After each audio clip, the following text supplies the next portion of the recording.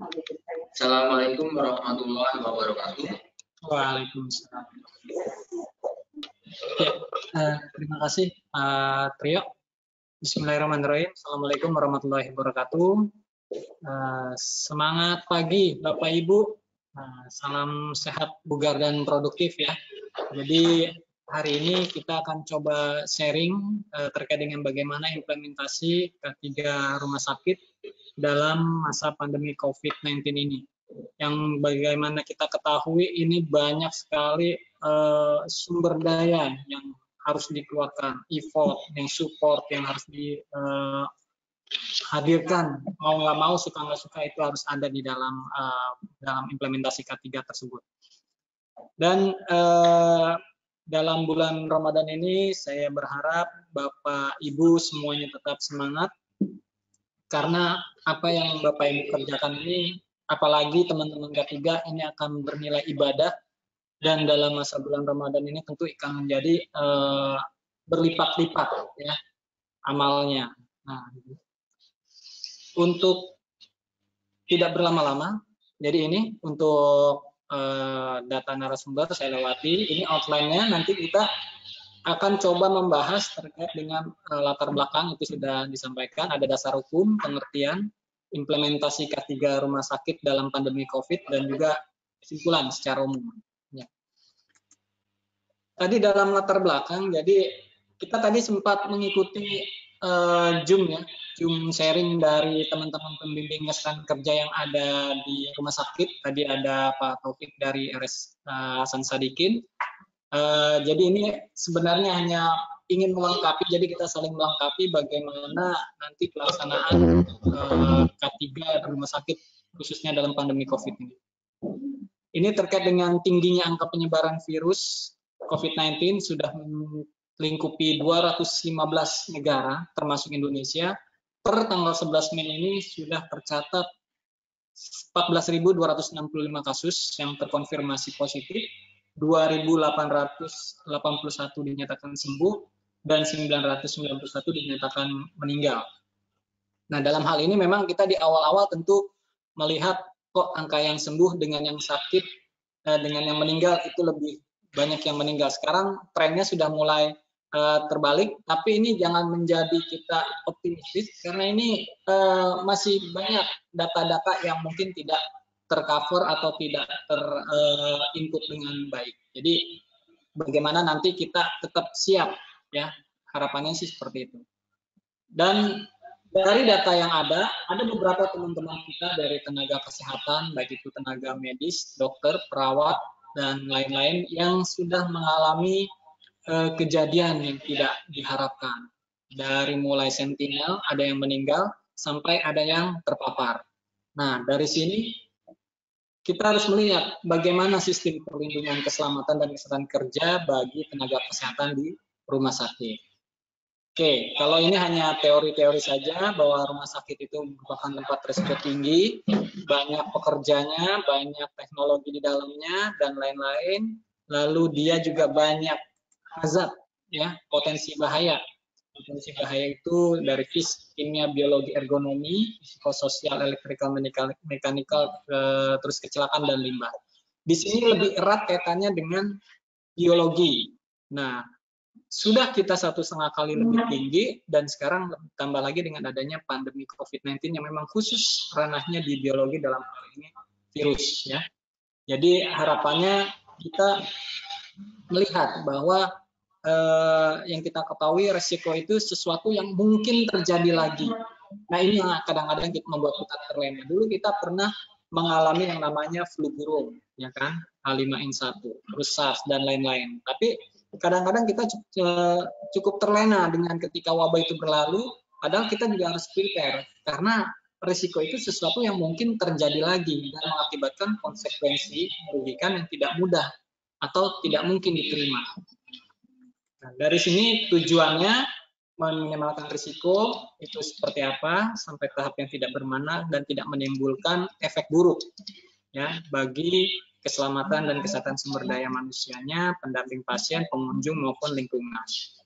Dan tentunya Yang sama-sama kita ketahui, K3RS adalah segala kegiatan, jadi segala upaya untuk menjamin dan melindungi keselamatan kesehatan bagi sumber daya manusia yang ada di rumah sakit, baik itu pasien, pendamping pasien, pengunjung, maupun lingkungan rumah sakit, melalui upaya pencegahan kecelakaan kerja dan penyakit akibat kerja. Dan jangan lupa, kita harus mengacu ke beberapa acuan atau sumber yang sudah kita sama-sama ketahui, seperti dari Permenkes 66. Di Permenkes 66 sendiri, itu ada yang namanya sistem manajemen K3 rumah sakit. Nah, ketika dalam wabah pandemi COVID ini, sistem manajemen rumah sakit yang di dalamnya itu harus ada sistem manajemen K3 rumah sakit, ini secara terintegrasi dengan manajemen, bagaimana itu dijadikan suatu kesatuan yang holistik dalam menangani pandemi COVID ini. Dan harapannya SMK3 rumah sakit ini sebagai upaya pengendalian risiko dari setiap aktivitas proses kerja di rumah sakit untuk lingkungan kerja yang sehat, selamat, aman, dan nyaman bagi SDM rumah sakit, pasien, pendamping, pengunjung, dan lingkungan rumah sakit. Kalau kita bandingkan antara keselamatan dan kesehatan, mungkin yang lalu-lalu kita hanya fokus di keselamatan. Tapi hari ini, di 2 bulan terakhir ini, semenjak diketahuinya kita terdampak COVID di 2 Maret, kita sudah 2 bulan 10 hari ya. Nah itu barukah kita menyadari bahwa ada hazard, ada konsekuensi dan konsentrasi kepedulian yang lebih mengarah ke kesehatan. Di sini jenis-jenis yang bisa timbul adalah accidental exposure. Jadi paparan yang bisa menimbulkan kecelakaan yang akhirnya dapat menyebabkan penyakit bagi orang di sekitarnya. Lalu reaksinya prolong. Jadi prolonged reaction. Jadi reaksinya itu butuh waktu yang lama. Kalau kecelakaan jelas, ya saat itu juga terlihat. Tapi kalau penyakit, nah ini perlu paparan dan itu perlu adanya suatu tes. Sama-sama kita ketahui ya, rapid test aja kita masih memikirkan itu kalau positif harus diulang, kalau negatif harus diulang. Nah, PCR aja itu tesnya perlu beberapa hari untuk diketahui bahwa itu positif atau negatif. Dan dia bisa hidden damage, jadi tersembunyi kehancurannya. Orang diam-diam ketika dia tidak menginformasikan dengan benar dan jujur, nah dia akan merusak dirinya sendiri. Tidak hanya dirinya sendiri, tapi juga orang-orang di sekitarnya nantinya. Ya. Dan ini harapannya bahwa saling terintegrasi antara satuan kerja dan berhubungan dengan sebagian besar dari standar nasional akreditasi rumah sakit yang terkait dengan K3 rumah sakit. Kalau kita bisa gali-gali lagi, di situ yang berhubungan dengan risiko atau yang berkaitan dengan kata-kata risiko, itu ada sekitar 500-an kata. Dan itu ada di standar-standar yang ada di bawah tersebut, yang ada di layar Bapak Ibu semuanya. Ada MFK, PPI, KKS, PMK, PSK, PTKRS, APARK, PKPO, PAP, PAB, MRM, dan HPK. Nah itu kalau Bapak Ibu lihat, di standar itu ada yang namanya kata-kata risiko.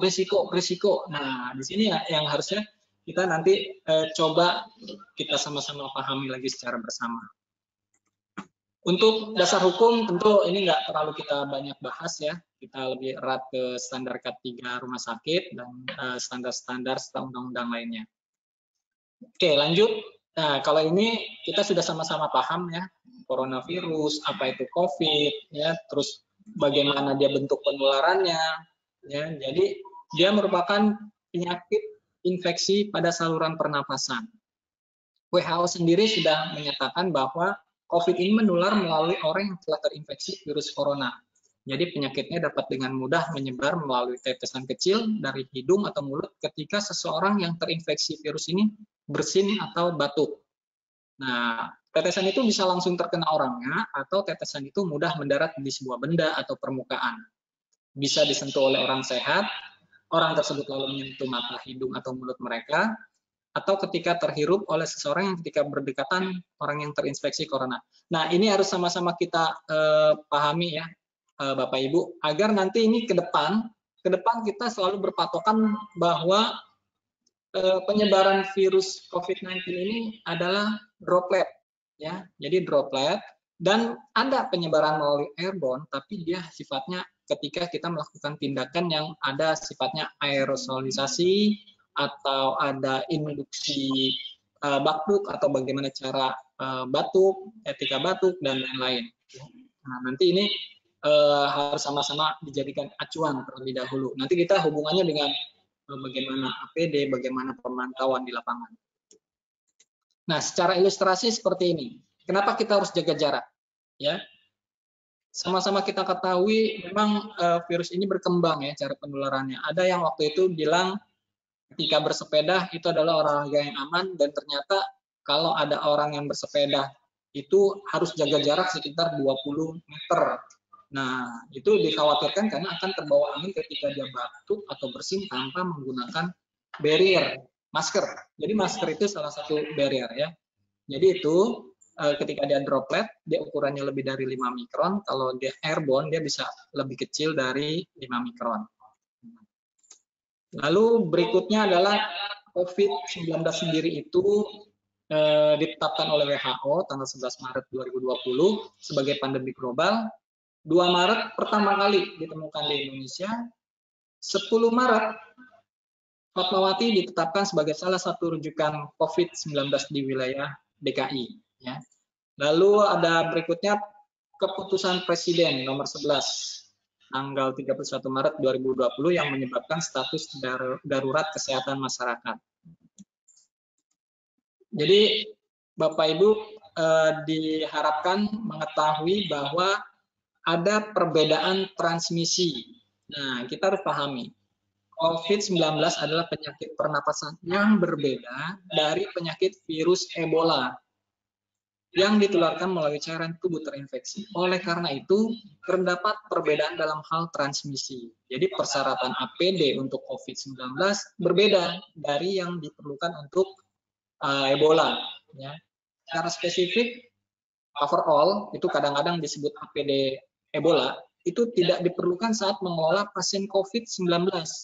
Nah, ini memang rujukannya adalah dari Rational Use of PPA untuk COVID-19 dari WHO. Nah, cuman pasti kita berbenturan nanti di lapangan terkait dengan APD ini seperti apa. Selain itu juga di ILO, dalam memastikan keselamatan dan kesehatan di tempat kerja selama pandemi menyatakan bahwa setiap epidemi itu bersifat unik, ya, sifatnya unik. Dilihat dari tingkat keparahannya, kematian, modalitas penularan, diagnostik perawatan, dan manajemennya. Lalu juga distribusi geografisnya. Berikutnya adalah kelompok yang rentan atau komunitas. Nah, kan sama-sama kita ketahui bahwa COVID ini lebih berat kepada orang yang komorbid. Nah, makanya ada beberapa mungkin kebijakan-kebijakan yang dikeluarkan teman-teman terkait dengan orang yang usianya lebih dari 50 tahun dengan penyerta komorbid itu bisa melakukan WFH untuk teman-teman yang ada di rumah sakit ya, yang sulit melakukan WFH. Tapi mungkin teman-teman yang tidak di rumah sakit atau di fasilitas layanan kesehatan atau di perkantoran mungkin bisa melakukan WFH. Oke, selanjutnya komponen SMK 3 rumah sakit. Nah, ini kita lewati saja ya. Tujuan juga kita lewati. Saya yakin nanti banyak teman-teman yang ingin berdiskusi, kita saling sharing ya. Dari sini harapannya ada terselenggaranya K3 di rumah sakit yang secara optimal, efektif, efisien, dan berkesinambungan. Lalu SMK 3 rumah sakit dalam pandemi COVID di RSUP Fatmawati. Ini banyak beberapa regulasi peraturan baik kebijakan internal maupun eksternal. Nah, dari eksternal itu ada KNKRI terkait dengan Fatmawati ditetapkan sebagai salah satu rujukan rumah sakit. Ya. Lalu berikutnya ada lagi, nah ini penting nih. Ini penting bagi direktur keuangan. Ya. Petunjuk teknis klaim penggantian biaya perawatan ya untuk penyakit infeksi emerging tertentu. Lalu ada lagi ini internal ya, SKDIRUT tentang pembentukan tim pencegahan dan penanggulangan penyakit menular tertentu yang dapat menimbulkan wabah. Nah, di tim ini nanti banyak teman-teman yang terkait dengan disaster. Nah, ini kita bagaimana nanti mengelola manajemen disaster. Nah, ini tim ini makanya dibentuk sebagai upaya perubahan dan perbaikan. Lanjutnya ada lagi yang lebih penting, pengadaan barang dan jasa. Dalam status keadaan tertentu darurat bencana wabah penyakit akibat COVID di RSUP Fatmawati. Jangan sampai nanti teman-teman yang ada di pengadaan barang dan jasa karena permintaan dari user seperti dari teman-teman satuan kerja lainnya, K3, IPS, terus bagian umum dan fasilitas medik. Nah, itu perlu pengadaan yang cepat. Nah, makanya di backup lah dengan SK-SK tersebut. Ya.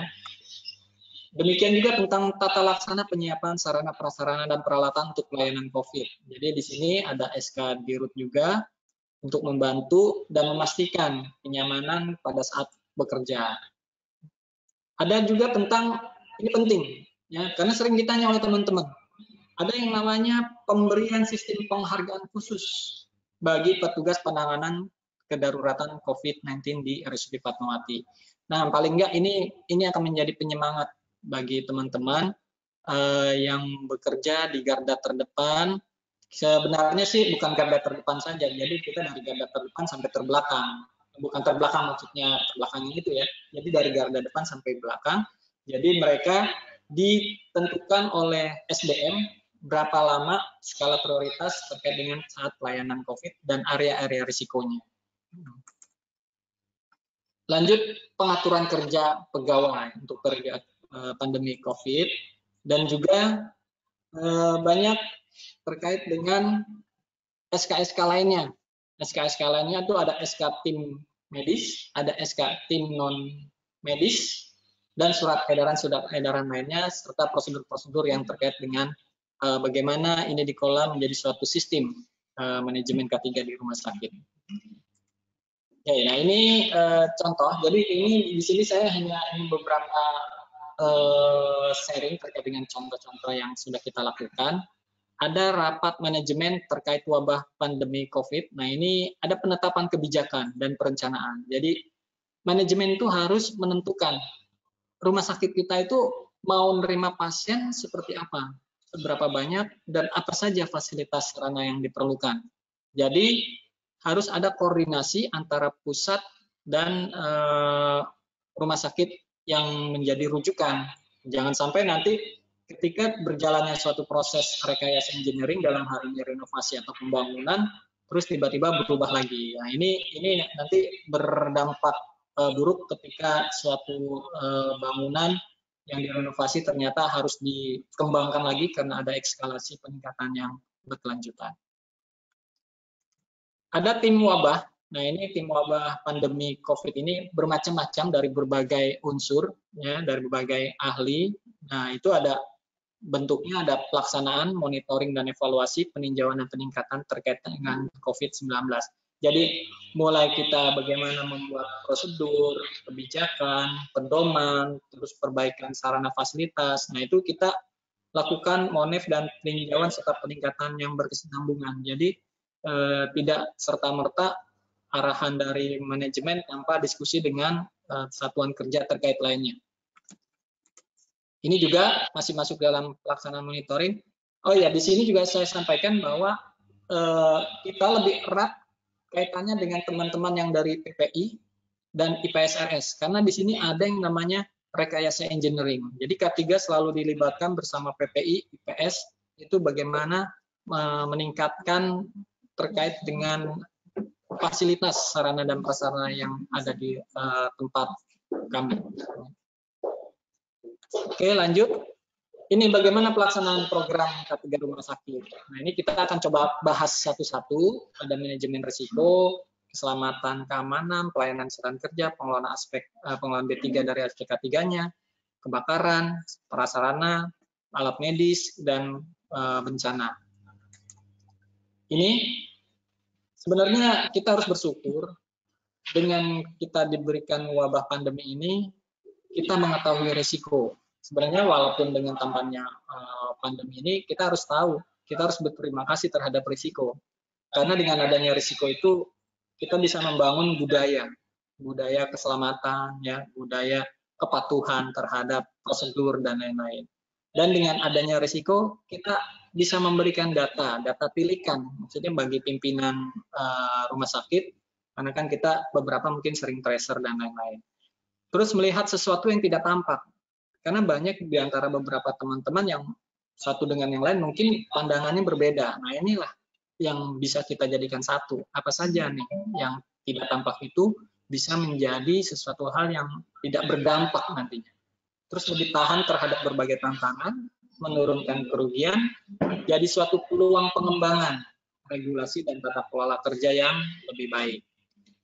Ya, kalau untuk manajemen risiko di bawahnya kita lewati. Ini juga dari WHO ya, dari ILO juga memberikan masukan terkait dengan probabilitas dan severity. Tadi juga di teman waktu diskusi tadi jam 10 itu juga bertanya bagaimana probabilitas dan severity. Jadi pada prinsipnya adalah bagaimana kita rumah sakit menilai terkait dengan probabilitas yang berhubungan dengan terkenanya penularan, karakteristik penularan, berupa pola penularan, dan kemungkinan pekerja bertemu dengan orang yang menulari atau mungkin terpapar dengan lingkungan atau bahan yang terkontaminasi.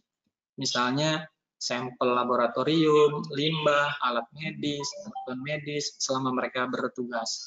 Dan juga ada yang namanya severity, dampak kesehatan yang dihasilkan dengan mempertimbangkan faktor-faktor yang mempengaruhi individu dari usia, penyakit yang sudah diterita, kondisi kesehatan atau komorbidnya, serta langkah-langkah yang tersedia untuk mengendalikan dampak infeksi tersebut.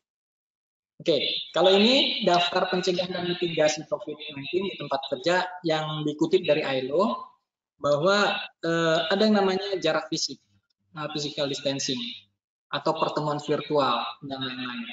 Terus berikutnya adalah higienitas, dari desinfektan tangan yang mudah diakses, promosi budaya cuci tangan, etika batuk, dan lain-lain. Lalu kebersihan, budaya PHBS ya, perilaku hidup bersih dan sehat. Pelatihan dan komunikasi. Nah, ini tentang pencegahan risiko pajanan terhadap virus dan tentang bagaimana bertindak dalam kasus infeksi. Ada pelatihan tentang penggunaan, pemeliharaan, dan pembuangan APD yang benar, serta komunikasi kebijakan dan prosedur terkait situasi tersebut. Ada APD. Bila perlu, berikan APD yang memadai dan sediakan tempat pembuangan tertutup untuk membuang bahan-bahan tersebut secara higienis. Dan terakhir, tanggapan atau respon. Nah, ini hubungannya dengan mendorong pekerja dengan gejala yang dicurigai COVID untuk dites atau cek fisik, mengatur isolasi pekerja, akomodasi, cukup melakukan disinfeksi tempat kerja, pemantauan pekerja, dan juga kontak erat. Ini juga saya coba kutip dari OSHA Academy. Jadi, occupational risk pyramid itu ada yang very high, ada yang high, ada yang medium, ada yang lower. Nah, ini kita lihat selanjutnya, di mana untuk COVID workplace exposure risk levelnya itu ada yang very high, di mana ada healthcare worker, ya, ada laboratory workers dan bulk workers. Nah, ini nanti bisa kita lihat di slide selanjutnya. Nih, ya, itu yang kita terjemahkan seperti ini. Jadi risiko paparan tinggi, ada tenakes yang melakukan prosedur penghasil aerosol. Nah, ini risikonya sangat tinggi, ya. Baik itu intubasi, induksi batuk, ini latihan batuk ya, biasanya kalau untuk terkait dengan infeksi pernapasan. Terus ada bronkoskopi, prosedur dan pemeriksaan gigi atau pengumpulan spesimen invasif pada pasien COVID yang diketahui atau diduga. Terus ada tenaga kesehatan seperti analis atau lab yang mengumpulkan spesimen dari pasien yang diketahui atau diduga COVID-19. Ada pekerja kamar mayat yang melakukan otopsi ya, yang melakukan otopsi yang diketahui atau diduga COVID-19 yang umumnya melibatkan proses yang menghasilkan aerosol. Nah, ini juga paparannya sangat tinggi. Berikutnya risiko paparan tinggi. Itu ada tenakes pendukung lainnya, misalnya dokter, perawat, staf kesehatan tenaga lainnya yang dalam hal ini harus masuk dalam area layanan pasien yang diduga atau diketahui COVID. Jika ada prosedur penghasil aerosol, tingkat risiko pajanannya menjadi lebih tinggi dan jadi paparan sangat tinggi. Lalu pekerja transportasi medis. Ini ada operator untuk kendaraan ambulan, ada yang petugas transfer pasien juga, baik itu menggunakan berangkar yang memindahkan pasien COVID yang diketahui atau diduga COVID dalam kendaraan tertutup, atau dengan kita menggunakan coffin, nanti kita lihat gambarnya. Pekerja kamar mayat yang terlibat dalam mempersiapkan, misalnya untuk penguburan, kremasi, tubuh orang-orang yang diketahui memiliki atau diduga COVID-19 akibat kematiannya. Oke, paparan sedang. Nah, ini pekerja yang masuk dalam pekerjaannya membutuhkan kontak yang sering dan atau dekat, ya, yaitu dalam jarak 3 kaki atau kurang lebih 1 meter yang mungkin terinfeksi dengan COVID-19 tersebut. Terakhir, risiko paparan rendah. Ini pekerja yang pekerjaannya tidak memerlukan kontak dengan orang-orang yang diketahui atau diduga terinfeksi COVID-19 atau sering kontak dekat dalam jarak 1 meter dengan masyarakat umum. Pekerja dalam kategori ini memiliki kontak kerja minimal dengan publik dan rekan kerja lainnya. Nah, ini paparannya sangat rendah. Kenapa ini coba saya sampaikan? Nah, ini nanti hubungannya dengan leveling APD yang mungkin sudah Bapak Ibu dapatkan dari Yankes ya, terkait dengan penggunaan APD tersebut. Jadi ini contoh terkait dengan identifikasi dan penilaian bahaya risiko K3 penanganan kasus COVID-19. Ini dikenal dengan HIRA DC ya, Hazard Identifikasi, Risk Assessment, Determinant, Control. Bagaimana existing control yang kita ada? Yang existing control itu kontrol pengendalian yang sudah kita punya, lalu bagaimana keparahan kemungkinannya, pengendalian awareness, lalu berapa total bahaya signifikannya. Nanti ada evaluasi bahayanya seperti apa, ya.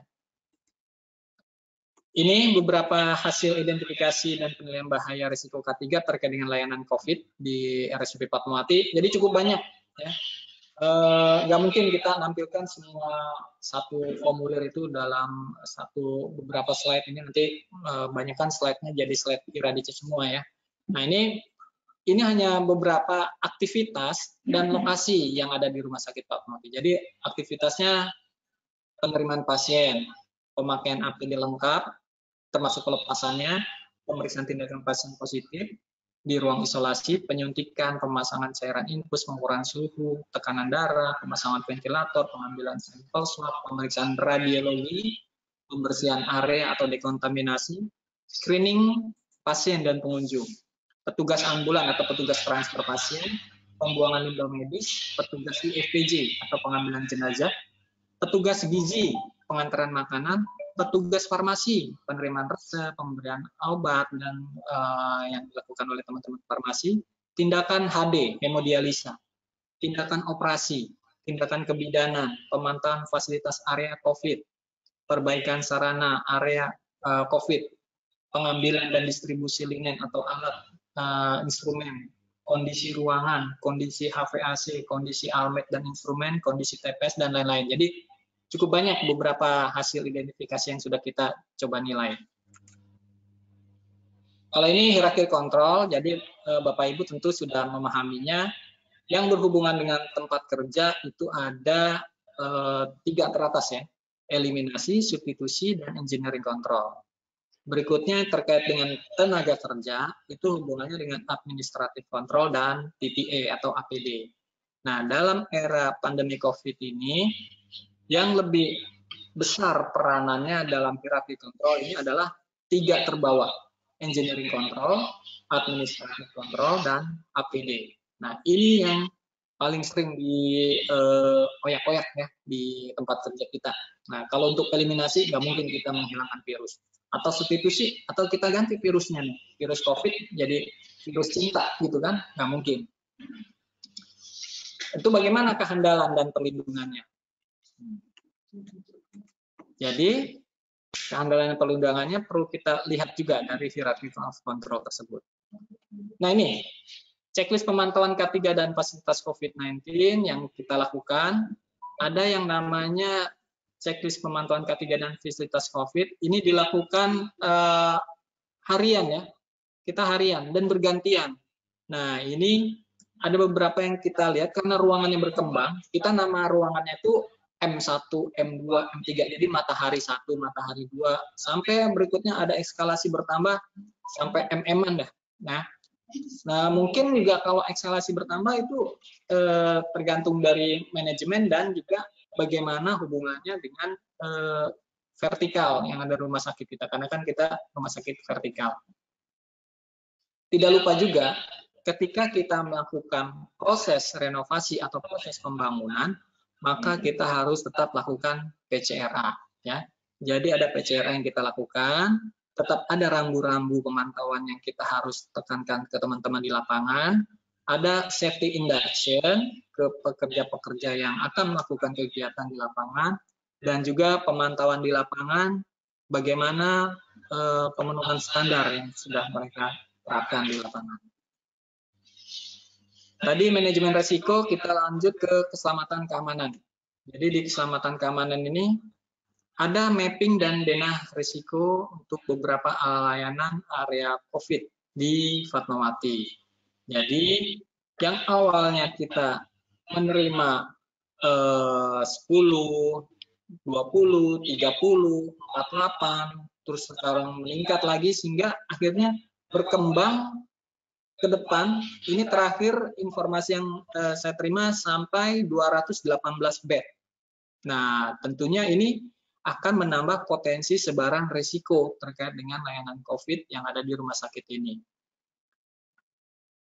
Jadi kita perlu lakukan pemantauan, ya, pemantauan terhadap lokasi-lokasi tersebut, ya, dari pemantauan lokasi pembangunan apakah sudah benar, pemantauan fasilitas, lalu CCTV, satpam, setiap akses layanan itu bagaimana kegiatannya, dan briefing terhadap satpam serta petugas kebersihan. Jadi teman-teman harus sering-sering melakukan edukasi, ya, edukasi dan kontrol terhadap teman-teman di lapangan. Jadi saling mengingatkan dalam hal ini, ya, bukan menggurui.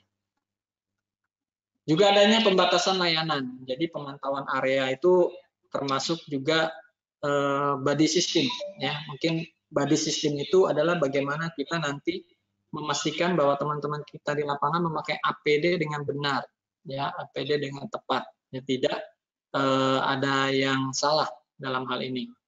Ada rambu area layanan, ada pembatasan area layanan, serta edukasi penggunaan APD. Jangan lupa juga penyebaran virus ini adalah penerapan barrier. Penerapan barrier itu bermacam-macam. Tadi kalau kita pakai masker itu adalah barrier. Kalau kita masang pembatas area, terutama seperti sekat-sekat tersebut, itu adalah penerapan barrier, ya, termasuk distancing untuk area layanan dan pemantauan area layanan lainnya. Oke, ini ada beberapa rekayasa engineering yang kita lakukan dukung dan teknik. Nggak mungkin juga kita jadi meminimalkan kontak erat, ya, terutama kontak dengan pasien tersebut. Ada penempatan monitor itu di area nurse station, ya, di anteroom. Jadi bukan di dalam ruang perawatan untuk pasien-pasien yang membutuhkan pemantauan dengan monitor, seperti monitor EKG dan lain-lain. Nah, ini juga kita pakai zoom CCTV dengan sudut yang fleksibel. Jadi ketika kita ingin melihat berapa tekanan darahnya, berapa jantung, detak jantungnya, dan lain-lain, ini kita cukup dari ruang kontrol, dari room di nurse station tersebut. Nah, ini teman-teman jadi lebih minimal kontak eratnya, lebih minimal orang yang ada di dalamnya. Jadi dengan mengejum saja kita bisa menyisir area yang ada di ruangan tersebut, ya. Pemantauan area internal dan eksternal. Oh ya, untuk diketahui bahwasannya kita juga menghargai para tenaga kesehatan yang ada di Rumah Sakit Fatmawati. Mereka kita siapkan dengan akomodasi untuk mengantisipasi konflik. Konflik dalam hal ini konflik di keluarganya, konflik di masyarakat yang memberikan stigmatisasi negatif terhadap pekerja kesehatan yang ada di rumah sakit. Jadi Rumah Sakit Fatmawati bekerja sama dengan Kemenpera, ya, dalam ini pariwisata, ya.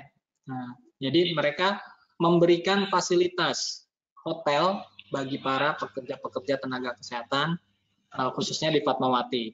Ada yang di Swissbell Pondok Indah, ada yang di Red Doors Blok M dan di Tamrin. Dan kita itu juga mengedukasi para pekerja-pekerja yang ada di hotel tersebut.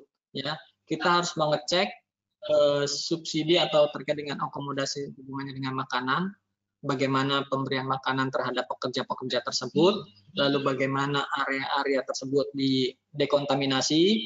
Dalam hal ini adalah untuk memastikan bahwa pekerja kita itu tidak terkontaminasi atau mengkontaminasikan dirinya di lingkungan tersebut. Dan tentunya juga kita harus menjaga image dari pihak hotel yang sudah memberikan kerelaannya untuk ditempati oleh tenaga-tenaga kesehatan kita. Dan ini cukup banyak, jumlah tempat tidurnya bisa 400 sampai 500 tempat tidur bagi tenaga kesehatan kita. Dan ada juga nanti hubungannya dengan pelayanan kesehatan kerja, tentu ada rumah-rumah dinas yang untuk isolasi bagi tenaga kesehatan.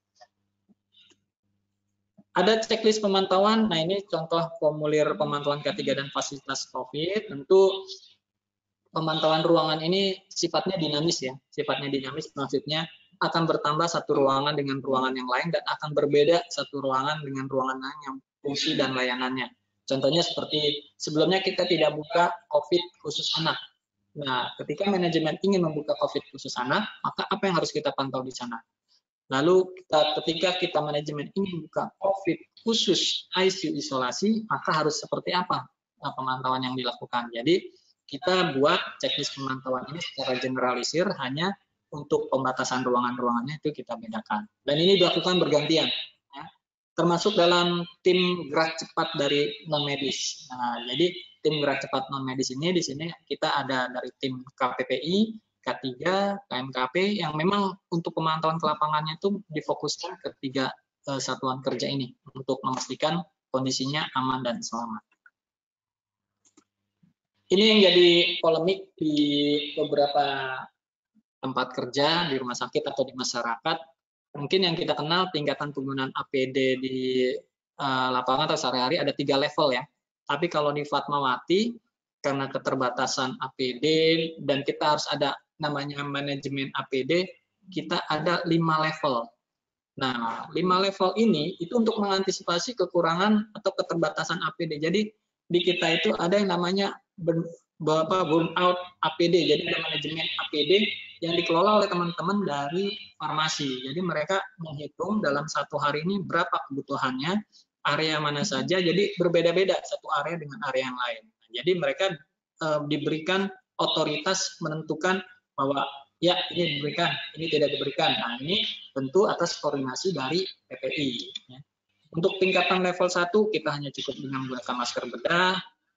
Itu area-area layanannya kita sudah ada SPO-nya, sudah ada prosedurnya.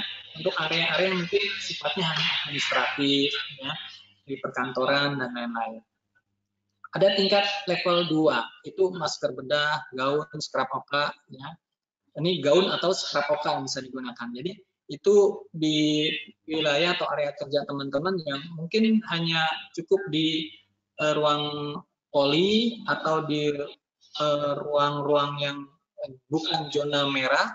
Nah, ini bisa menggunakan tingkatan level 2. Untuk level 3, nah ini baru mulai meningkat ke APD yang lebih lengkap ya. Itu ada level 4 dan 5. Jadi untuk level 3 dan 4 itu lebih cenderung di area-area ruang layanan COVID yang di sana ada terkait dengan pasien yang sudah terkonfirmasi. Kalau level 5, nah ini fokus di area kamar operasi ya. Jadi ada gaun steril atau baklava ya. Ini yang saya maksud dengan body system. Jadi dalam body system kegiatannya itu adalah tanggung jawab saat bertugas dengan menggunakan body system, di mana kita meningkatkan kewaspadaan dalam penggunaan APD saat petugas kesehatan berada di ruang pasien, mengamati petugas kesehatan, apakah dia stres, panas, kelelahan terkait dengan APD, dan ini penting. Jangan sampai tahu-tahu kita manggil teman kita nggak disautin, nah nggak taunya dia pingsan di dalam. Kan repot jadinya.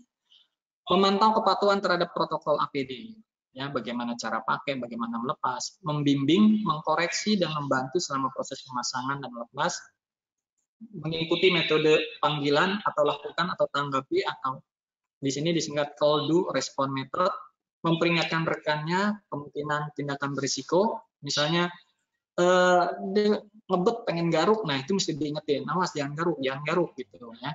Atau menjadi informatif, suportif, dan tanggap dalam menerbitkan instruksi atau saran di tempat kerjanya. Jadi mampu mengantisipasi setiap risiko. Nah di sini harapannya kita mendapatkan keuntungan dari body system itu membina hubungan antar pekerja, nah, terus membantu karyawan baru, karena kan kita ada pengalihan karyawan. Nah pengalihan karyawan ini tentu harus ada pendampingan. Ini hubungannya erat dengan agar mereka lebih mudah diterima, membangun kepercayaan diri, berfungsi maksimal dalam masa tanggap darurat, dan mengurangi risiko eksternal. Kelemahannya, jadi bisa ketergantungan nih teman-teman. Nah, itu juga nggak boleh. Dapat menimbulkan pengkotak-kotakan bila mana di tim tersebut tidak dirotasi dengan baik. Oke, ini pelayanan kesehatan kerja. Jadi kita lakukan promotif preventif, kuratif dan rehabilitatif, karena kita di sini kaitannya dengan ketiga hubungannya erat dengan promotif preventif. Jadi di promotif ini kita berikan mereka pemenuhan gizi kerja, mulai dari peningkatan daya tahan tubuh, vitamin, suplemen, dan lain-lain. Nah ini selalu kita support ke mereka. Kebugaran bekerja ini sifatnya peregangan kondisional ya. Jadi kondisional bagaimana mereka melakukan peregangan di tempat kerjanya, tidak harus mengikuti musik yang biasanya, tapi kita bisa melakukan sehari-hari di area kerjanya. Pembinaan mental dan rohani. Di sini ada tim trauma healing, itu ada yang online, ada yang onsite. Jadi maksudnya kita bisa melakukan secara online lewat video conference atau VC dan lain-lain, juga onsite. Nah ini dibutuhkan bagi pasien atau petugas sekalipun. Preventif, jadi pemeriksaan kesehatan, ini hubungannya dengan bagaimana telusur kontak erat bagi tenaga kesehatan dan petugas lainnya. Ada formulir pemantauan pegawai dan alur untuk pegawai. Ini dilakukan untuk yang dilakukan rapid test atau swab, ya, dilakukan di MCU dan di Poli ISPA. Ini kita ada poli layanan ISPA, jadi di sini adalah poli khusus. Selain untuk pasien juga ada untuk petugas, ya, jadi areanya dibedakan di dalam.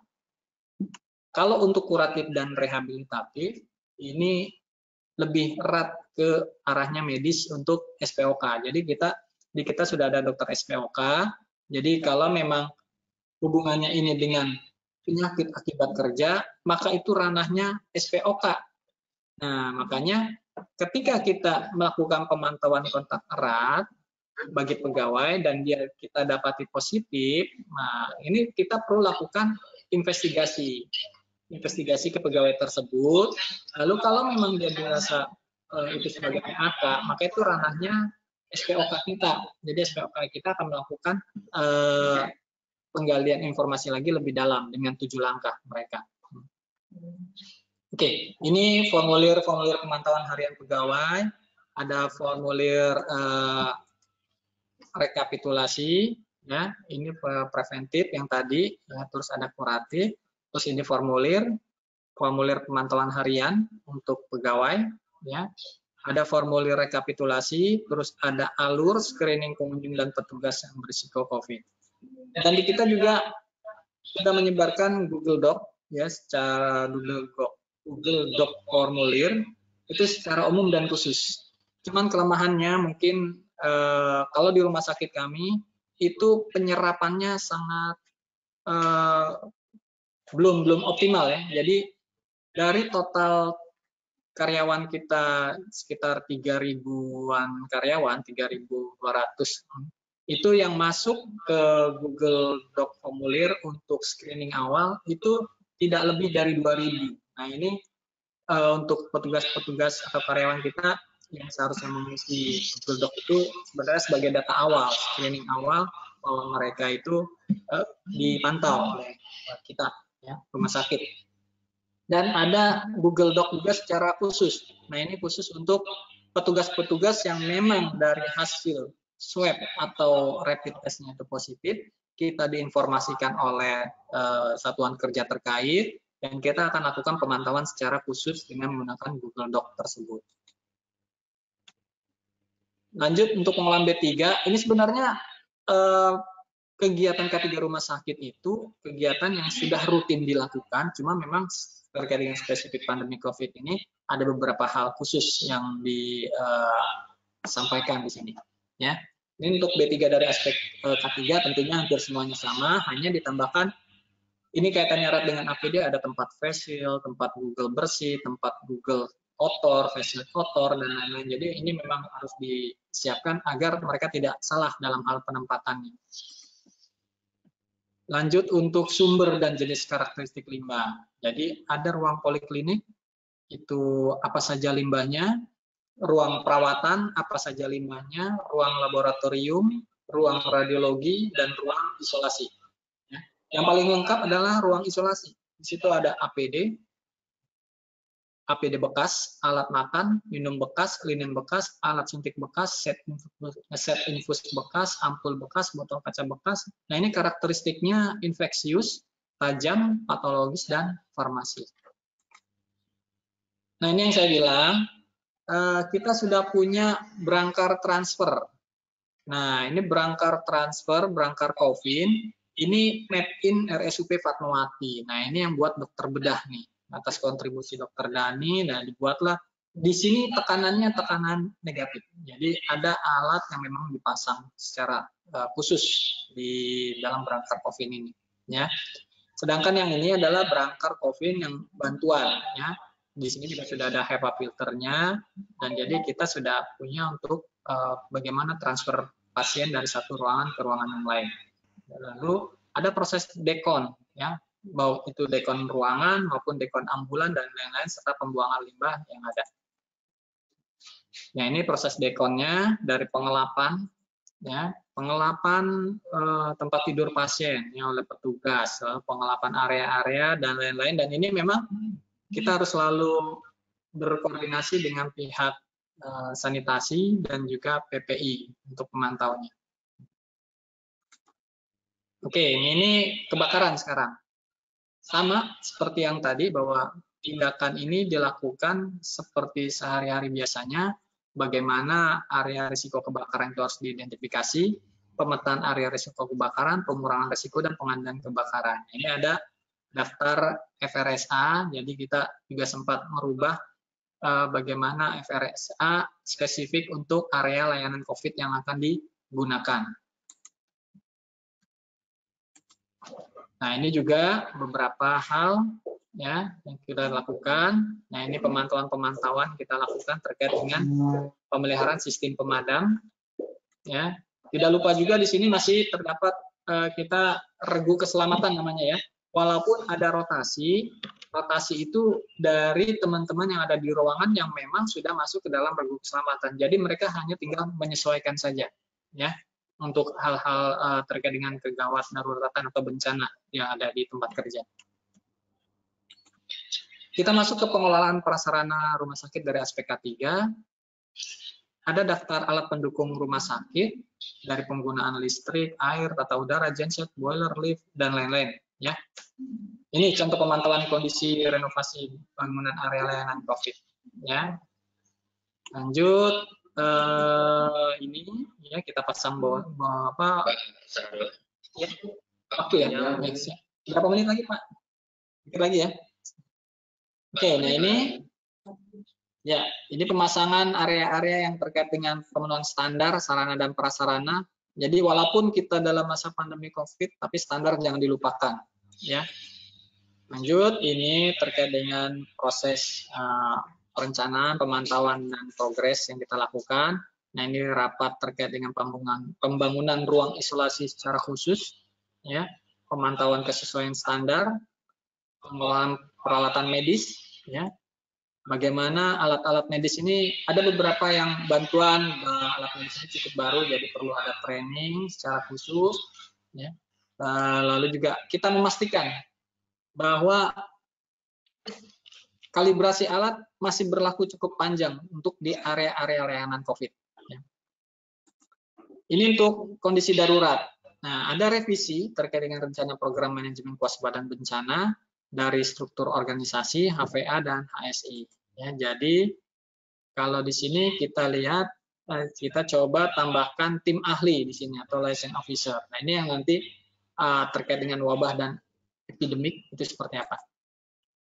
Ya, ini HVA dan HSI-nya kita rubah. Cuma memang dari kemarin materi yang Bu Luwih itu pandemi COVID-19 itu masuk ke dalam epidemi, di situ masuk ke natural occurring event. Tapi di kita masuk ke dalam disease spesifik, ya, seperti itu. Dan perlu kita perhatikan adalah search capacity. Jadi ada struktur, ada staff, sistem terkait dengan kebijakan dan manajemen, staff terkait dengan SDM, staff yang satunya lagi untuk logistik dan fasilitas. Oke, lanjut, ini koordinasi dengan pihak eksternal, ya, peningkatan kapasitas, ya, baik itu ada juga pos polisi yang standby, ya, ini simulasi, nah, jadi ini simulasi kurang lebih tanggal 4 atau 5 Maret, ya, 4 atau 5 Maret setelah diketahui adanya COVID di Indonesia, ini kita lakukan simulasi dengan manajemen dan IGD, ya. Jadi satu hal yang harus diingat bahwa APD itu berada di hierarki paling bawah dalam elemen pencegahan transmisi. Ini artinya bahwa tanpa adanya improvisasi dalam engineering control dan administrative control, penggunaan APD yang efisien dan efektif tidak akan melakukan perubahan yang signifikan dalam pencegahan penyebaran wabah. Jadi memang erat kaitannya dengan engineering dan administrative control. Administratif erat kaitannya dengan budaya kita semua. Ini kesimpulannya bahwa dari yang kita sampaikan itu memang SMK 3, keselamatan keamanan, pengelolaan limbah, sistem utilitas, pelayanan kesehatan kerja, bencana, lalu kebakaran, dan alat medik, itu tetap ruhnya adalah manajemen risiko di sini. Ya, jadi dengan manajemen risiko ini, maka keterlibatan satuan kerja dengan yang lainnya itu sangat erat. Di sini ada KPPI, KMKP, IGD, IPSRS, SDM, Humas, bagian umum, Fasmed, keperawatan, anggaran, dan lain-lain. Ya. Jadi ingat, yang ini selalu jadi perhatian adalah disiplin APD dan SOP, waspadaan standar, jaga kesehatan dan kebugaran, short capacity, monitor improvement, dokumen dan catatan pelaporan. Ini referensinya, dan ini terakhir, ya. Jaga diri, jaga keluarga, jaga sesama, jaga lingkungan, bersatu melawan COVID. Semoga COVID berlalu. Ya, demikian materi yang saya sampaikan. Saya kembalikan ke Pak Moderator Patrio. Terima kasih Pak Ali yang menyampaikan. Waktunya sangat terbatas.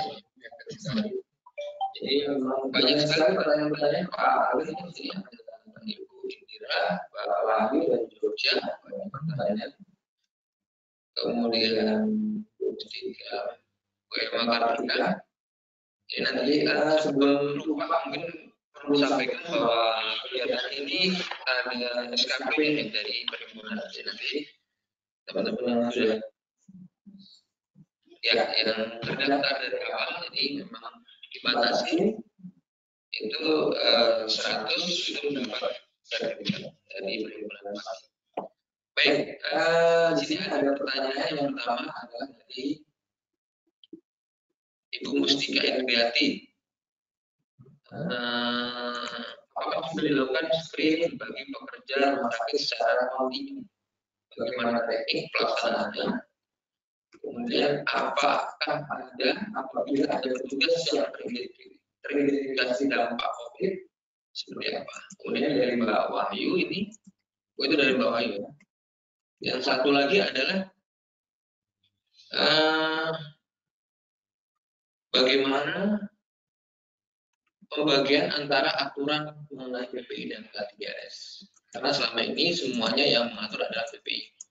Karena COVID ini berhubungan dengan virus atau bahaya biologis.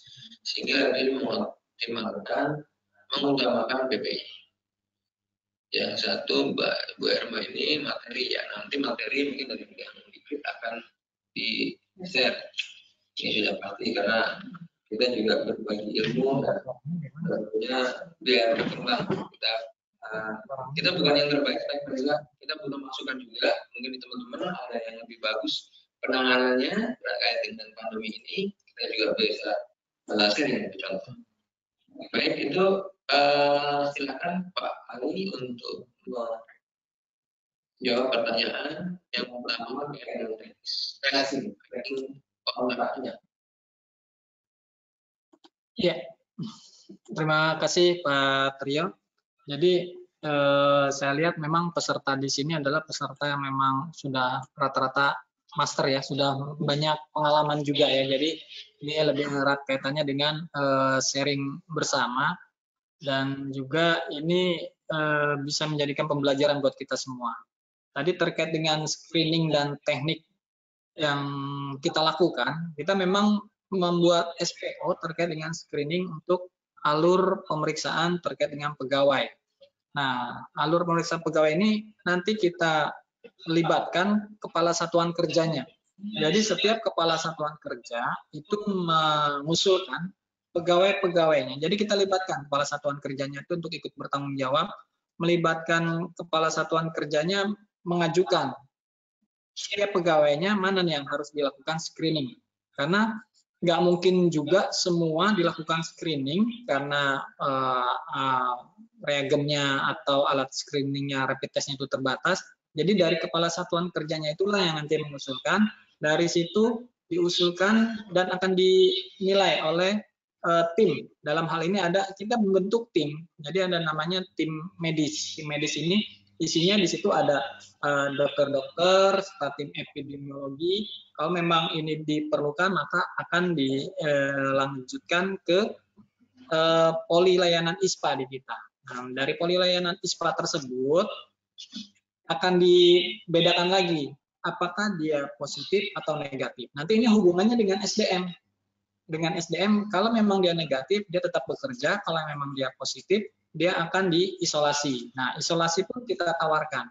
Kita tawarkan ke mereka apakah isolasi mandiri atau isolasi yang disediakan oleh rumah sakit. Nah, jadi seperti itu, karena ini kaitannya nanti dengan dampak ya, dengan dampak di lapangan nanti. Ketika kita buka, yuk semua karyawan boleh screening. Nah, ini menjadi tidak terkendali. Jadi tetap kita akan melakukan screening dengan skala-skala prioritas yang ditentukan oleh satuan kerjanya. Ya. Nah, berikutnya adalah di sini ada pertanyaan pembagian antara aturan mengenai PPI dan K3 rumah sakit, karena selama ini semua yang mengatur adalah PPI. Nah, jadi istilahnya di sini kalau K3 di rumah sakit di Fatmawati sendiri itu memang jadi kita tandem Bu, berdua dengan PPI. Jadi saya selalu dengan ketua komite PPI itu selalu berjalan beriringan. Nah, ranahnya yang kita bagi karena di kita itu adalah K3, ketika dari PPI membentuk tim epidemiologi, nah K3 dimasukkan perannya di situ untuk membantu surveillance. Jadi di sini kan di pembimbing kesehatan kerja ada kegiatan surveillance di situ kan. Nah, ini kita masuk ke situ. Lalu berikutnya adalah bagaimana menentukan area dan fasilitas. Nah, area dan fasilitas serta bagaimana pembatasan. Nah, ini memang di sini PPI erat kaitannya, cuman di kita bagaimana kita juga membantu menentukan siapa-siapa saja dan fasilitas-fasilitas apa saja yang harus diadakan di area tersebut. Jadi memang PPI beberapa kali juga meminta K3 untuk membagi dan membuat DENA. DENA dalam hari ini DENA kalau di kita dikenal dengan zona merah. Jadi kita tidak ada zona kuning atau zona hijau. Kita hanya ada zona merah. Zona merah itu adalah zona khusus layanan COVID. Ya, jadi di kita tidak ada pembagian zona yang lain kecuali hanya zona merah. Nah, di situ ada pertanyaan lagi APD untuk ruang. Sebenarnya banyak pertanyaannya ya. Nah, oke, kalau screening pegawai secara kontinu tentu dilakukan ya ketika dia sedang awal dia dilakukan rapid test pertama, tentu akan ada rapid test berikutnya. Cuman memang kendalanya adalah melalui Google Doc Form itu harusnya dilakukan screening secara online. Nah, itu harusnya dilakukan seminggu sekali. Cuman lagi-lagi kepatuhan teman-teman kita di lapangan mungkin juga kita kurang edukasi, kurang sosialisasi. Jadi kita nggak bisa melakukan screening secara untuk baseline data dasar ya. Tapi kalau untuk pegawai yang sudah lakukan screening, nah itu kita akan tindak lanjuti dan kita follow up lagi.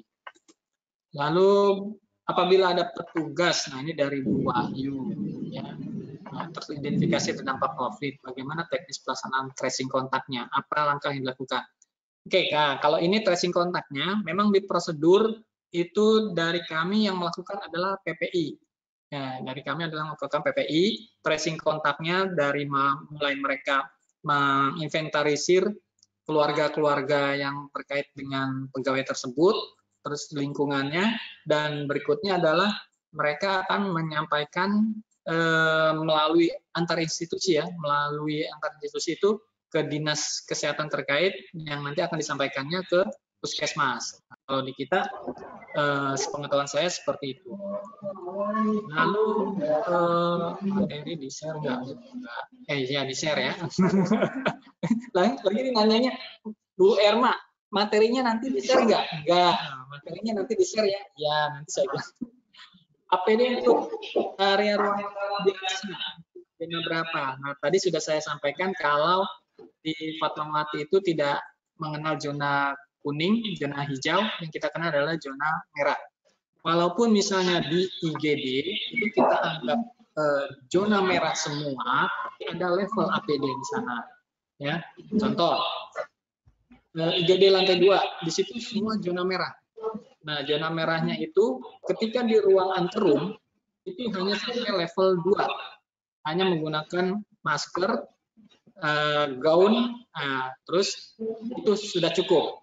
Nah, cuma untuk level 3 dan 4 itu adalah teman-teman yang melakukan tindakan langsung di ruang area layanan COVID. Jadi berbeda untuk itunya. Ya. Berikutnya, bagaimana tanggung jawab K3 rumah sakit atau wewenang K3 terhadap penanggulangan COVID sehingga tidak tumpang tindih di lapangan. Pak Hendrik, ya kalau di kami sih nggak ada yang tumpang tindih, malah saling mensupport satu dengan yang lain. Ketika satu teman, contohnya misalnya dari IPSRS, dia melakukan perubahan desain. Nah, sebelumnya pasti mereka akan menginformasikan ke kita terkait dengan tindakan yang akan mereka lakukan. Nah, ini tidak tumpang tindih jadinya di lapangan. Siapa yang memantau, lalu siapa yang mengerjakan. Jadi lebih erat kaitannya di sini K3 adalah prosesnya pemantauan kesesuaian standar. Berikutnya Bu Elita. Bagaimana mengatur kegiatan tersebut dengan jumlah personil K3 yang sedikit? Nah, ini jadi curcol ya. Kita sih sama Bu sedikit juga. Cuma memang ya alhamdulillah kita di Rumah Sakit Fatmawati ini teman-teman sudah mulai peduli K3-nya. Jadi dalam artian di sini mereka saling mengontrol, mereka saling mengendalikan, mereka saling mengingatkan. Jadi di sini kita merasa terbantu karena di Regu Keselamatan itu sendiri juga kita beberapa kali sudah melakukan sosialisasi terutama untuk ketua-ketua regunya kegiatan K3 apa saja yang harus dilakukan. Nah, jadi dengan personil yang sedikit, jadi kita bisa menitip. Jadi kita bisa menitip ke teman-teman yang ada di lapangan dan mereka bisa mengeser dalam artian nge-share terkait dengan tindakan apa saja yang harus mereka lakukan. Nah, ini bisa menjadi suatu masukan buat kami. Nah, ini langsung kita tindak lanjuti seperti ini. Untuk farmasi klinis di ruang rawat inap masuk zona apa jika rawat inap teratai ini? Ini Linda Triana.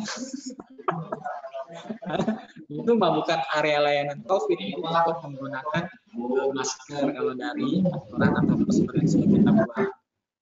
Dari Pak Sahrul Effendi, wah ini orang Kesjaor nih, bagaimana upaya BPJS meningkatkan K3 masyarakat yang berada di lingkungan RS karena menerima pasien COVID? Ya, satu, nah, secara tegas kita pasang pos polisi, Pak. Tindakannya dalam artian mengendalikan dari sikap yang mungkin bisa menimbulkan huru-hara dan lain-lainnya. Yang kedua, tentunya kita menyampaikan edukasi dari tim PKMRS, itu mereka menyampaikan secara banner, poster bahwa COVID itu bukan penyakit yang menakutkan, tapi COVID itu penyakit yang bisa disembuhkan dan bisa dikendalikan. Nah, jadi untuk pasien-pasien yang mungkin yang kami rasakan begini, jadi dari pegawai rumah sakit ada beberapa yang diterima di masyarakatnya, ada beberapa ditolak di masyarakatnya. Dan ini sebelum mereka kembali ke masyarakat, dalam hal ini mereka terkonfirmasi atau diduga mengalami COVID-19, itu kita ada tim trauma healing dan tim edukasi bagaimana mereka nanti menyampaikan ke masyarakat. Nah, seperti itu. Terus dari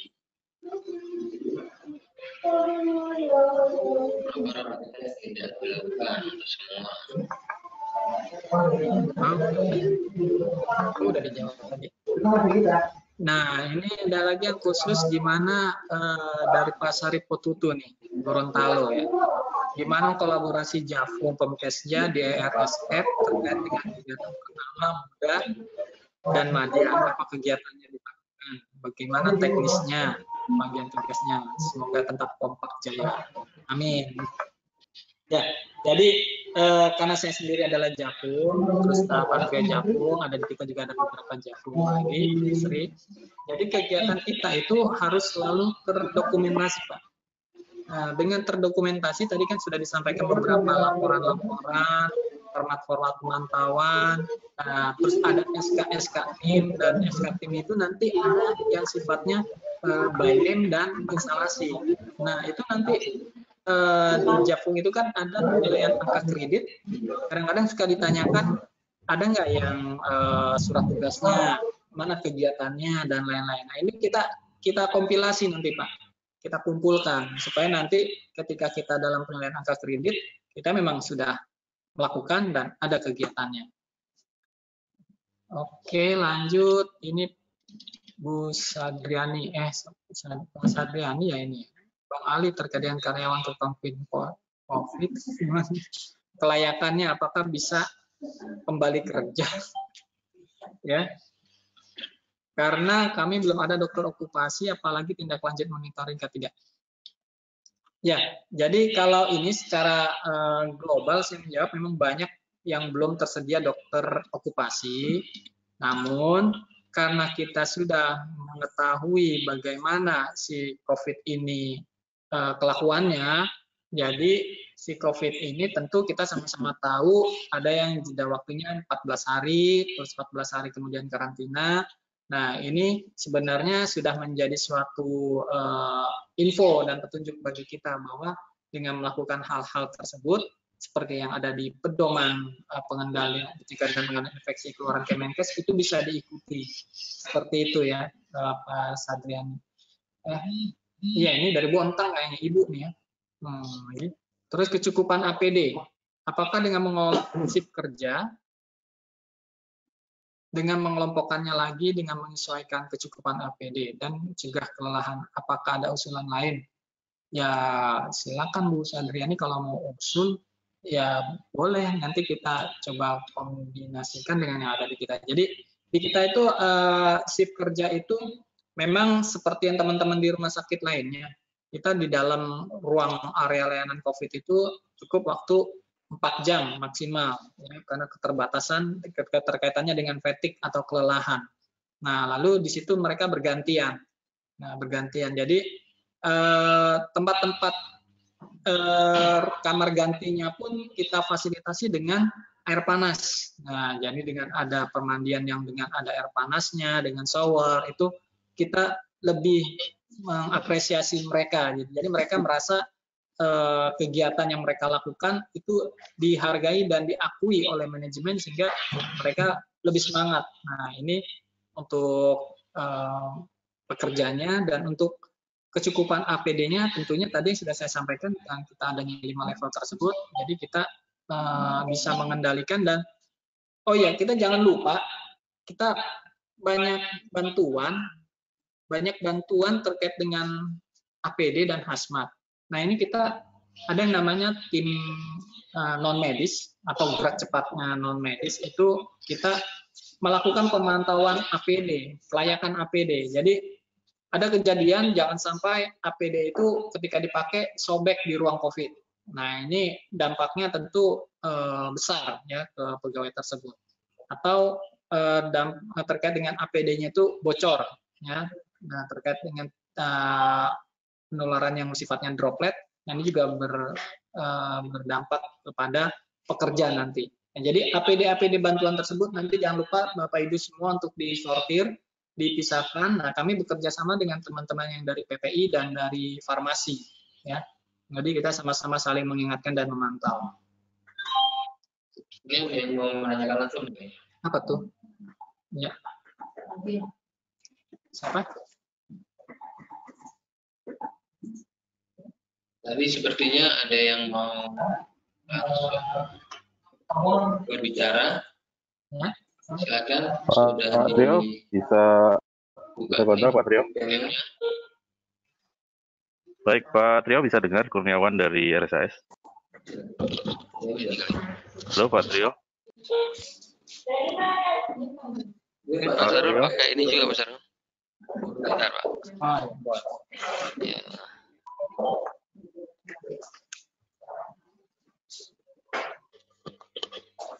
Ya, silakan Pak. Dari mana Pak? Pak Trio bisa dengar? Ya. Oke, Kurniawan Pak dari RSAS. Silakan Pak Kurniawan. Oke, makasih Pak Trio. Ya, mohon Pak Ali Sarul. Pak, mohon pencerahan nih sehubungan dengan kegiatan untuk penanganan COVID ini kan sudah ada tim ya di Fatmawati. Nah, tentu kita lihat Hospital Emergency Incident Commander-nya sudah berjalan ya. Bisa di-share Pak seperti apa? Karena kalau kita lihat jadi mengenai Hospital Emergency Incident Commander Pak. Halo. Halo juga Pak. Ya, jadi mohon bisa di-share Pak mengenai penanganan dengan sistem insiden commander yang di Rumah Sakit Fatmawati. Gambarannya seperti apa nih Pak? Karena kalau kita lihat beberapa kadang masih belum berjalan dengan baik Pak. Bagaimana dengan di Fatmawati Pak? Demikian Pak, terima kasih.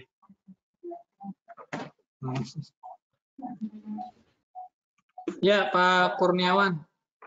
Jadi ini pertanyaan dari Pak Topik juga ya tadi ya.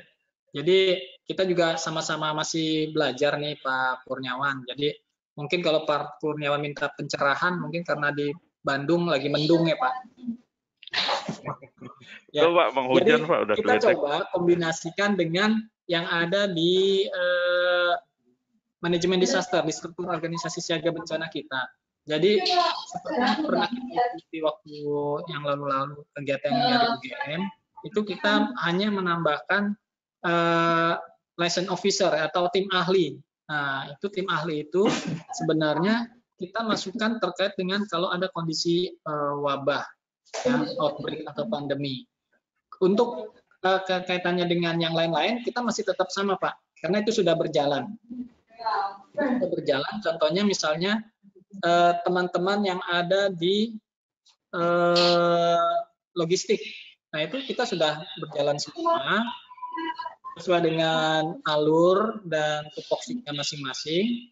Dan juga kita ada di tim medis. Tim medis juga kita masuk ke dalam kaitannya teman-teman yang ada di IGD, ya, karena IGD juga menjadi garda terdepan ketika dalam menerima pasien, gitu Pak. Nah, ada lagi kita koordinator teknik, itu juga kita sudah berjalan Pak. Jadi semuanya berdasarkan satu garis komando dari Direktur Keadaan Darurat Bencana. Walaupun dalam hal ini leading sektornya adalah tim ahli seperti dari Ketua KPPI yang sekarang jadi Ketua tim wabah tersebut, tetap dia ada di bawah garis komando dari Direktur Keadaan Darurat Bencana. Jadi di bawah direksi tetap. Nah, hubungannya itu kita kaitkan dengan struktur organisasi bencana yang sudah ada di rumah sakit yang tadi sudah saya sampaikan Pak Kurniawan. Kalau di kami nanti hubungannya bagaimana ketua tim wabah itu nanti ke koordinator medik, koordinator teknik, koordinator logistik, koordinator keselamatan, keamanan dan pemantauan serta koordinator informasi. Nah, tentu kalau koordinator informasi itu hubungannya nanti dengan direksi ketika dalam penyampaian data-data berapa pasien COVID, berapa yang meninggal, berapa yang dirawat. Nah, ini nanti satu suaranya tetap ada di direksi. Cuman untuk pengumpulan datanya itu dikoordinasi oleh informasi dan komunikasi yang datanya diambil dari koordinator medik atau tim EPID di situ, Pak. Mungkin di Pak Kurniawan seperti apa, Pak? Ya, jadi untuk di Fatmawati ini Pak, kalau boleh tahu, untuk insiden komandernya yang halo Pak. Ya, untuk di Fatmawati, insiden komandernya dipegang oleh siapa ya Pak ya? Halo, ya insiden komandernya ke tim ketua tim wabah, Pak. Dalam hal ini kalau di sana dari teman-teman PPI ya Pak, atau tim infeksi gitu? Iya, ketua KPPI-nya. Oh, ketua KPPI-nya berarti ya. Oke. Baik, Pak Kurniawan, mungkin itu yang bisa disampaikan, kita sharing nanti. Kemudian masih ada satu lagi Pak Sarul, ada Pak Eko Ari Bowo nih. Silakan. Ya, Pak Eko. Assalamualaikum Pak Ali, Pak Trio. Waalaikumsalam. Halo. Ya. Yo. Salam kenal Pak dari RSML. Ya. Pak, ini saya mau tanya, ada sharing juga di Fatmawati Pak. Ini kebetulan untuk program medical check up karyawan ini di tengah pandemi ini, atau mungkin juga medical check up yang lain. Pelaksananya bagaimana ya Pak? Ini kebetulan kami kan tenaga kami juga waktunya check up. Yang pertama itu, yang kedua ini juga banyak tenaga yang kita rapid kan, otomatis itu nanti juga juga sekarang di medical check up atau gimana? Mungkin teknisnya seperti apa untuk pemeriksaan kesehatan atau MCU petugas di tengah pandemi COVID ini mungkin bisa di-sharing di Fatmawati. Begitu Pak Ali, Pak Trio. Terima kasih. Pak. Ya, Pak Eko Aribowo. Jadi kalau memang sudah terjadwal, dan kebetulan sih kalau di kami di Fatmawati sepertinya belum ada jadwal buat yang MCU Pak. Jadi tidak ada kegiatan MCU secara umum ya untuk pegawai. Namun kalau misalnya itu ada di tempat kami pun MCU itu tenaga-tenaganya memang disiapkan kalau memang itu ada kegiatan MCU untuk pegawai. Gitu. Tapi kalau memang tidak ada, tenaga-tenaga yang di MCU itu dialihkan ke pelayanan COVID. Seperti itu, Pak. Tapi kalau memang Pak Eko Aribowo memang sudah dijadwalkan, ya sebaiknya dilakukan, Pak. Agar nanti di kemudian hari malah tidak makin bertumpuk. Harapannya seperti itu, Pak. Kalau di Fatmawati sendiri, jadwal MCU-nya untuk unit risiko tinggi itu tanggung jawabnya K3 atau bagian SDM sama waktunya? Iya Pak. Kalau di Fatmawati jadwalnya berapa kali setahun Pak untuk MCU-nya? Ya, jadi jadwalnya itu macam-macam Pak. Terutama untuk area risiko tinggi itu kan setahun sekali. Seperti radiologi, itu khususnya radiografer dan radiolog untuk area-area pekerja radiasi. Lalu ada juga laboratorium dan juga gizi. Tapi kalau untuk yang pekerja lain yang tidak risiko tinggi, itu 2 tahun sekali, Pak.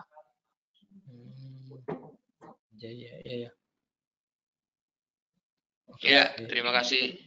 Kemudian yang mengelola tadi kan K3 dan SDM ya untuk medical check up. dan tentunya orang medical check-up sendiri.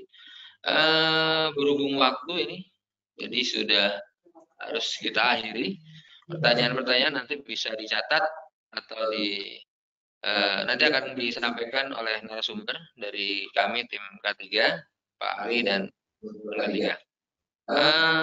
Sebelum diakhiri, tentunya kami dari K3 Rumah Sakit Fatmawati menyampaikan yang terima kasih yang sebesar-besarnya terhadap penyelenggara bagian diklit RSUP Fatmawati yang telah menyiapkan kegiatan ini sehingga terlaksana dengan baik, lancar, dan semua terakomodir, baik itu pesertanya, kualitasnya, dan sebagainya.